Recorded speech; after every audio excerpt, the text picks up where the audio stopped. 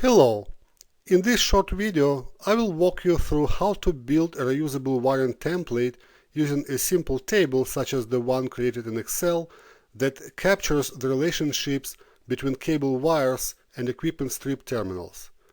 After that, we will import the table into Smart Instrumentation, where it can be used to generate wiring-related reports. In this example, we will assume that the panels with terminal strips and the cables have already been created. Our goal is to import the cable wire to strip terminal associations.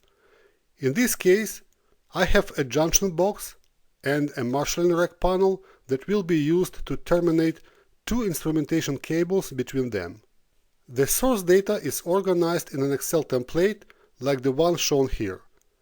It is divided into two mirrored sections, with each side representing the termination requirements for each end of a cable. On the left side, you can see the junction box name, the terminal strip name, the terminal's sequential number, and the terminal side, where R indicates the right side. You will also see the associated cable, the individual wire sequence number, and the cable connection side. On the right side, the table mirrors this structure, showing the details for the cables connecting to the marshalling panel strip terminals. The next step is to use Smart Instrumentation Import utility to create two import links, both pointing to the same Excel source table I just showed. The first link will map the cable wire to terminal relationships on one side of the cable, while the second link will map the wire to terminal relationships on the opposite side. It is important to note that each link should be configured with the wire group flag in the General tab if you want the import process to trigger signal propagation. You should also select the Insert and Update option in the Import Mode tab to ensure that new wiring can be added and existing wiring can be updated during the import.